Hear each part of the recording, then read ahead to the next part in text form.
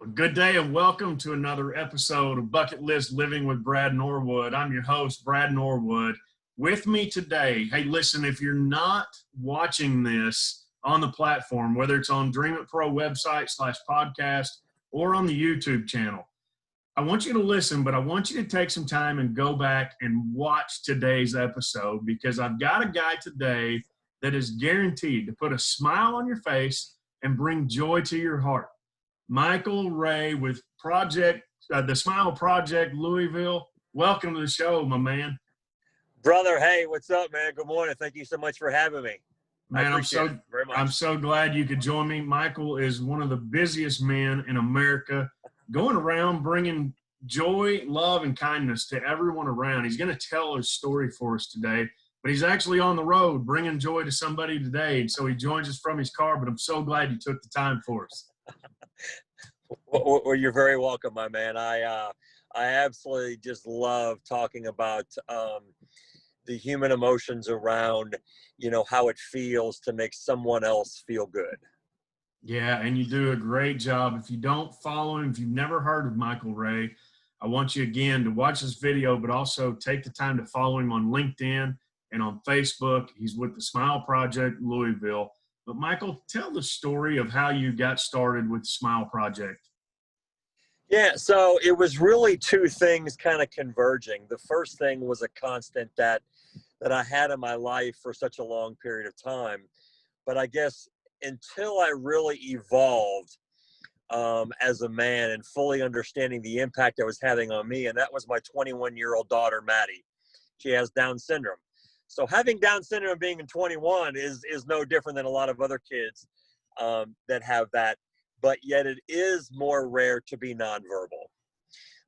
And I often talk and with parents that the one thing that we take for granted is we always hear those three simple words, I love you, from our children. But when you're nonverbal and you don't hear that, I started hearing and feeling it a different way. And that was through my daughter smiling to me. So, when I would ask her how much she would love daddy, the reactions got to the point where it was priceless and actually brought more meaning, even though she didn't say the words, I love you, to me. It was how she was speaking to me through her smile and non-verbally. So then, as a lot of people have in life, it was really the second thing. And that is, a lot of times in life, we don't know what strangers are carrying, in their heads, on their hearts, and the challenges they're going through. So for me, rewinding about 2.5 years ago, I knew I was on the doorstep of losing my job. And I'd left an office in a normal morning that everyone else does. And I was like, I'm going to get 2 large chilies at Wendy's. It was a cool March morning. And as I rolled through the drive-through, it was the interaction of an absolute complete stranger that got me laughing and smiling, and just that simple 30 seconds that we take for granted, no matter where we are during our daily routines. So much for me that I actually had to pull over in a parking spot after it happened and process how good it was for me. And for me, I actually broke down.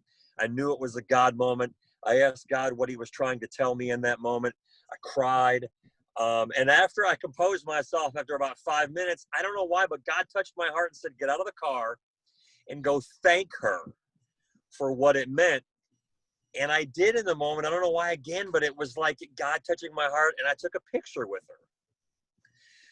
So that was the start of it, even though it was nothing, anywhere near what we thought we would be doing, because, then it was a couple of days later and I found myself, in the gym taking a picture with someone else.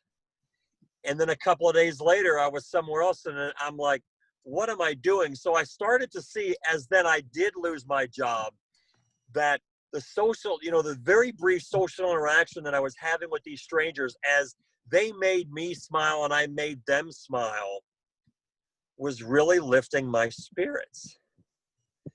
So I found myself then going, okay, maybe we're onto something. And then realizing that, on some level, you know, if you're happy and you're smiling, you can be so happy that when others see you, it's contagious. So I started to feel it more and more, you know, after, I guess it was about 6 weeks, we were like, what do I call this? Now I've got these, I don't know what it was, you know, 12, 14 pictures that I've taken with strangers smiling.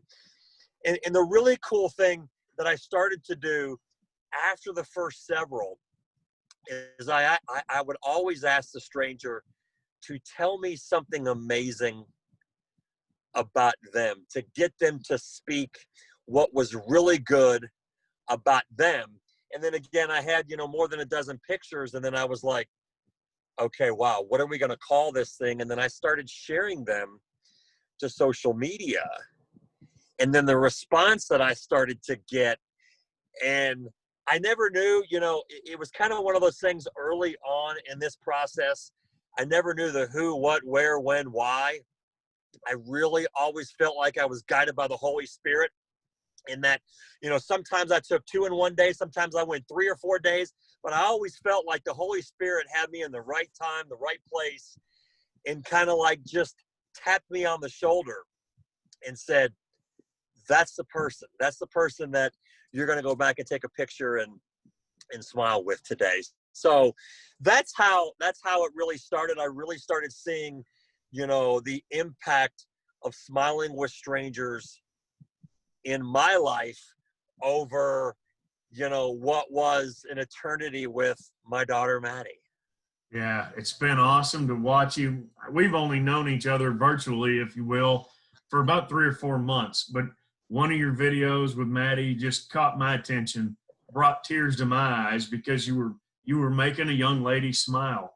I believe it was a lady with cancer, and you walked up, knocked on the door, had a bunch of balloons, and took to her. So not only are you giving somebody a smile and the joy and love and kindness that becomes contagious, but also through the Smile Project Louisville, you're giving a little something extra. Tell us about what you do in those situations.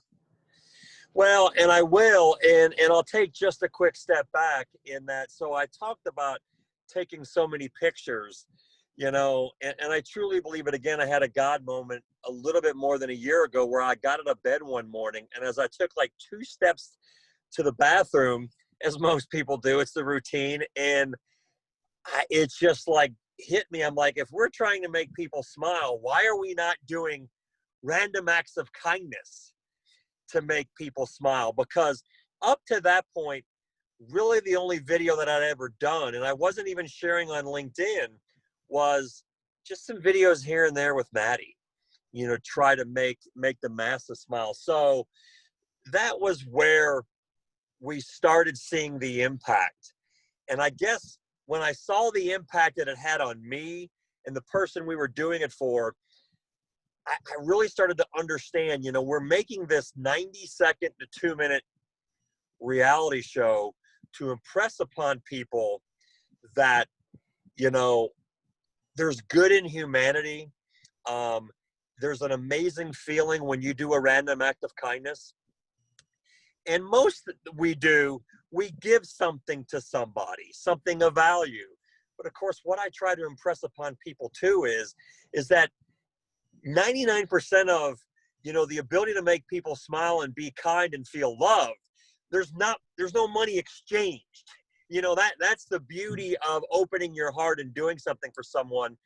But as we evolved, as I say an organization, but it was really it was 2.5 people. It was me, my daughter, Maddie, and the other half was my kind of girlfriend behind the scenes that had a full-time job that, you know, kind of helped a little bit. But as we started doing these things and sharing them with the community, you know, at first they were very intentional, because we put ourselves in situations in the community where we didn't know who we were going to give it away to. You know, so it was kind of one of those things again, you know, all right, God, tell us who the right person is. But as we started sharing these and people started seeing it, they started reaching out, and we're like, well, how do you find the people? Oh, you know, what if I told you about somebody, like you said, that's battling stage 3 ovarian cancer, you know, Or I had a teacher that was battling 28 years old and had stage 3 colon cancer, but was going to school every day through treatments and was still making a positive impact on her kids. So people in the community then started reaching out to me and telling me the stories of people who just needed to feel love. And in that moment, and I guess what I try to do is recreate what it felt for me at the Wendy's drive-thru that truly changed my life. And we video it to inspire people to impact their life, to go and create the change that they want to see in their life, in their community. And, again, in some cases, it's just those moments if you are going through what I call the shit show of life, and it can take you off of whatever you got on your mind in that moment or that morning or that day, then that's what I'm trying to accomplish, with that. So again, most of what we do now is off of the heels of people reaching out to us, but and I've done some this summer, which I laugh because it kind of takes me back to where I started in doing the videos, is I carry gift cards with me in the car, because I'll randomly, again, I was in the neighborhood one day and saw a garbage truck, and I'm like, it's 90 degrees outside and this dude is out, just working hard, maybe something to change his day. I've hit people cutting grass, it's on and on and on. So I feel blessed now to have this platform to share the impact of what it truly feels like and the emotions that I have to give. Sure. Yeah. And for those of you listening, obviously, by now that we've got Michael on the show today to talk about the K in the My Bucket List Life Plan. And that is simply the kind acts for others. And it's just what you've talked about, Michael. It's not only paying it forward to others, but it's fulfilling yourself, because it is so much better to give than it is receive. Yet when you give, you feel a bit that you do receive, don't you? You know what? You actually do, because I'm speaking from a place in which I used to have so much. And when I say so much, it's a lot of the stuff that we chase in life, in which we really feel like on some level it defines our happiness. And that generally is material things. And look, I'm not here to knock those things, but yet I have found a place of such insane joy and happiness with 10 times less today than I had 15 years ago, because it's truly how I perceive and look at life now, with the relationships that I have and the work that I'm doing now, that defines me. I've read this multiple times, but I saw it again recently too. How you define success sometimes is not necessarily, again, back to your level of wealth as far as money, but the impact that you make in another human being's life, and for that interaction, with Sean Trell, or how my heart and mind and life was changed and evolved with my daughter. I look back on my relationship with her, and that I was always a father that I felt like was good and present her first 10, 12 years. But yet then now I look back and go, where was I? It's not that I was ever absent, but I look back now and reflect on that time. And like, I have found so much more value, in my place, in her life, and my other kids' lives, really over the last 7-8 years, than I did in the first two-thirds of her life, But again, I think, it's the challenges we go through in life, and how we allow, how we react, and how we, allow those things to impact us and impact others. Yeah, exactly. And you move it, as you talk about that, you really move into the L of the life plan. The L in the list stands for leave a legacy. And your legacy, I think, will forever follow you every time someone, I can't say the name Michael Ray without having a smile on my face. And so the legacy that you're leaving, not only there in Louisville, but now I know you've been reset a little bit with the COVID, but as you try to put your stamp across the United States and even globally, the legacy you're leaving is one to be admired. I commend you for that. And you know what? I thank you for those kind words, but it's sometimes hard to process. And I guess what it hit me the first time about 6-7 months ago. I was doing a radio show locally, and it hit me the power of one. And it's amazing when you talk about legacy, because I can vividly remember now when I was in the mortgage industry about 15 years ago, when I was really at the top of my game, was very successful in that. And I started to think as a mid 30-year-old man, just that, going, if I died tomorrow, how would people remember me? You know, and it's really, even though it didn't manifest itself to years later, I think it's an important thing, you know, to look at as far as what is our footprint. But it is hard for me to understand and embrace that, you know, when you say that, because I do believe we all have this in us to make a difference in our life and others, you know, other lives. It's just a matter of doing the work, and sometimes we don't embrace thinking that one person can make such an amazing, insane, radical difference. But I often say this: I am the poster child. Amen. You know, it can be done if you choose to do it. You know, so I would tell anybody listening today, go be the difference, create the change in your life, and watch amazing things with you and others happen.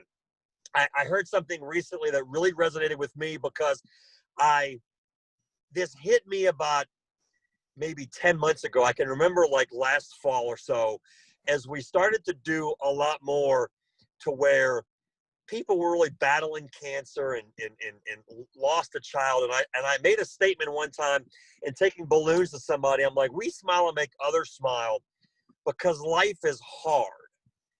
It's not easy. So finding the ability to smile, even though, again, life may be that shit show. So yeah. I had heard something a couple of weeks ago that really resonated with me, and it was the company Life is Good.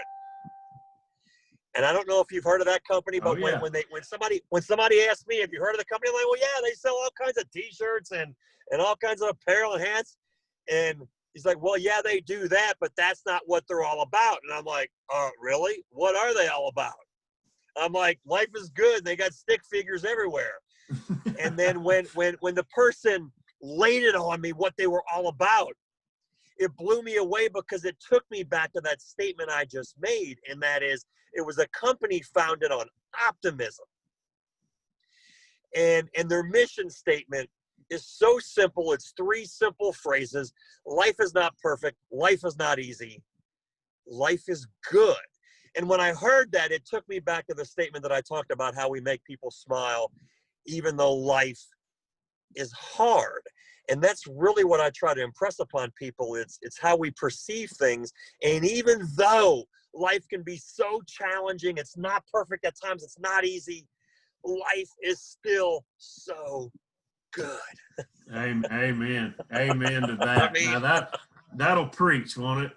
It's just still so good, man. There's still so much to live for, you know. Yeah, and often you hear people saying we only get one chance. But really, with people like you and I, Michael, we try to teach people you're given multiple chances. You're given each and every day to live. And don't start saying one day, but stop saying that and start saying today, and take action. That's all it takes. And it's as simple as a smile and a kind act for others, isn't it? It truly is. You know, I mean, here's the simplicity of it. You know, when I had one time, where I don't know where people are listening, but the main grocery chain here is Kroger's, and I happened to be in the self-checkout, and they had those little TV monitors monitoring you checking out. So when I looked up, I caught myself, and then I was like laughing at myself. But the funny thing about it is that, they always have someone, an employee stationed right there. So the girl looked up at me and said, "Sir, is everything okay?" And I said, "I don't know. I'm trying to figure that out." And she goes, "Do you need help?" And I said, "Actually, I do need help." But I didn't. But she came over, and I said, "Hey, look up." And she looked up. We were both, on the camera. I said, "Hey, look, we're both on TV."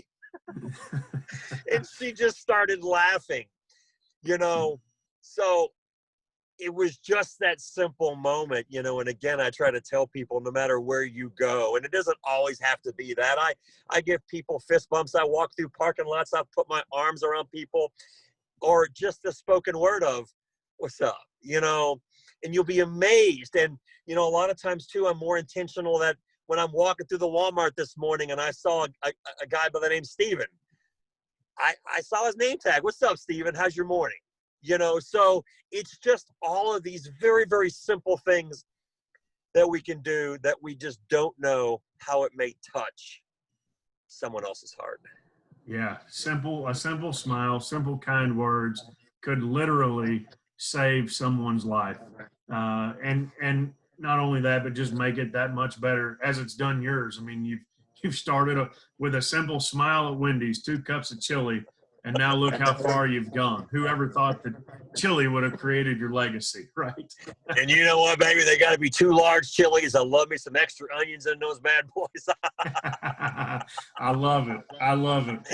Michael, how do people find you? So I want to back up for a minute. One of the hardest things to do, you talk about life being so hard, and one of the hardest things to do in life is to ask for help when you're in one of those down moments. And just a couple of weeks ago, you reached out. You took a major, bold move, courageous move. You and Maddie were in a video, and you said, "Look, it's time for us. We don't like to do this, but it's time for us to ask." And if anybody out of the goodness of their heart has something to give, it may be $1, it may be $5, it may be 500 or 5,000. God bless you if it is. But if somebody's got it in the goodness of their heart today to listen to, that's listening to us and listening to your story, how do they find you and where can they donate? So the easiest place, if you're not on social media, is our webpage. That's smileprojectlouisville.com. The really cool thing about that is if you're not on social media, what we do is uploaded into that site. So you still have an opportunity to see all the amazing stuff we do because it is on that platform. But if you're on LinkedIn, it's Michael Ray. If you're on the Facebook, I have 2 separate pages. I have my personal one, and then I also have a separate Smile Project Louisville page that we do some things on. And then I'm on Instagram, and just as of last night, I decided to get on Twitter. And I'm Here it scared. comes. I thought you were going to say TikTok. No, I'm on there. I did a few things, but it's, look, it's not my cup of tea. I truly understand, really where my 2 primary audiences are. And that is, LinkedIn is an amazing national and global community, and, Facebook. And I like to look at Facebook differently. I always tell people it's how you perceive things is your reality. And sometimes when they say it's all garbage, I beg to differ because I feel like I'm trying to put the good in humanity. But Facebook for me is more local. It's a lot more people in Louisville. And if they're not in Louisville, they're in the state of Kentucky, where LinkedIn is mostly more national or global, the things we're doing there. So. Absolutely. And you're right. And you said it, look, the first thing where I really started to realize it was earlier this year before COVID. I met with the president of Leadership Louisville here in our city. And she said, the biggest challenge you will have more than anything is sustainability. So we had a lot of grand plans. And then of course, COVID, look, it's affected all of us. So, but raising money on a bigger level became more challenging. So it truly is, more often than not, it's the people that are willing to give 10, 20, 50 bucks. Those are the kind of people that allow us to do what we do. So when we hear somebody, has been out of work, or, working multiple jobs to try to get it done, that gives us the opportunity in that moment to bless another person. Yeah, it's amazing. In fact, I was the benefactor, the recipient of a blessing, not from you, but from someone who's been listening to my content this year and throughout the pandemic and everything that's gone on. And, I personally haven't had a paycheck since Friday, March 13th. Yet I tell people I'm richer now than I've ever been in my entire life. I don't know how. It's not monetarily, but it's through the pouring into and the outpouring of others. In fact, I was blessed, and so you've probably heard of Del Dupree and the Sales Rebellion, and they were a great organization that out of their kind hearts blessed me. And so, Michael, today, we'll just call this a virtual gift card from DreamIT. But DreamIT Professional Events is going to pay that forward to the Smile Project Louisville. We're also announcing today, September 1st, 2020, that anybody for the remainder of 2020, whether you book a trip, an incentive travel trip through DreamIT Professional Events, or whether your team signs up for bucket list coaching, and that can also be individual coaching, but anybody that signs up to do business with DreamIT Professional Events and the bucket list coaching program, we will be giving an in-kind donation back to Smile Project Louisville of $25 for every person that signs up and travels with us throughout the remainder of the year. So that's our way of making you smile, Michael Ray. Simply amazing, brother. Simply amazing. Well, we absolutely love amazing, because it again, it's through the kindness. We touch people's hearts, and then there's people like you that the kindness is just, again, insanely contagious, that people open their hearts to continue to allow us to bless others, in which, and this is not even mine, but I heard this recently from the executive director of Down Syndrome of Louisville, and I thought it was amazing, because she's like, look, they came up recently with a marketing slogan that we're serving locally, but we're sharing globally. And that's a lot of what we do. So when people contribute, we have intent to go, once we feel like it's safe, to go well outside this city. And we've done a couple of other cities, but yet out of your kindness, we're making an impact in our community and our city. So even though, you may be sitting in Arkansas and giving, it's mostly going to people here in Louisville, Kentucky. So that's an amazing thing. So thank you, brother, for your kindness. You bet. We love to do it. It's just part of who we are. We're so glad that we've teamed up with you. Can't wait to help you put your footprint across the United States and not just in Louisville. Hey, let's end it with this. It's Derby week. It's normally we're at the Derby. What's Louisville like this week with kind of a down Derby? You know what? It is weird.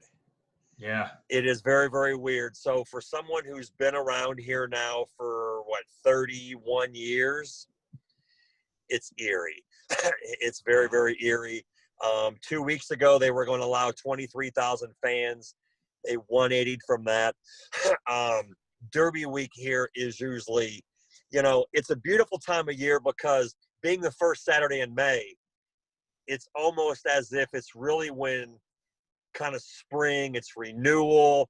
There's so much energy, enthusiasm, and excitement and goodwill in the city, and it is just not there. So I guess on some level we're trying to figure it out.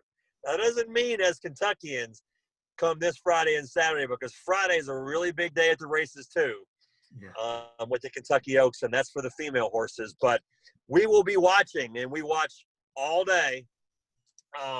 But it's just odd. It is just incredibly odd. So definitely a different feeling. Well, again, hey, Michael, I appreciate your time today out of your busy schedule to share some smiles. Again, folks, if you're not watching this episode today, I encourage you to go to dreamitpro.com and watch the recorded version or subscribe to our YouTube channel.